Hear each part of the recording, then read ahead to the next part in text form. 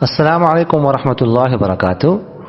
Group number 4 میں ایک صاحب نے سوال کیا ہے کہ مفتی صاحب یہ پوچھ رہے ہیں کہ کسی جگہ کو مسجد کے لیے وقف کرنے کے بعد وہ مسجد تعمیر نہیں ہوئی لیکن نماز ادا کرتے رہے ہیں سوائے جمعہ کے چند سالوں کے بعد، اسی جگہ کو مدرسے کے لیے تعمیر کرنا کیسا ہے؟ دیکھیے گا، جب ایک دفعہ ایک جگہ مسجد کے لیے وقف کی جائے اور اس میں نماز بھی شروع کی جائے تو مسجد بن گئی ہے، تعمیر ہونا ضروری نہیں ہے۔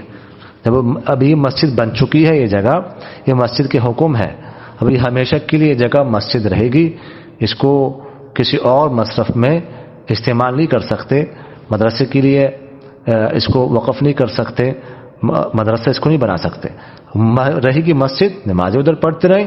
ہاں، مسجد کے اندر مدرسہ بھی ہو، حفظ کی کلاسیں ہوں، کتابوں کی کلاسیں ہوں، تو مدرسہ تو مسجد کے اندر کھول سکتے ہیں، پڑھا سکتے ہیں، لیکن اصل یہ مسجد ہی رہے گی۔ جزاکم اللہ خیر۔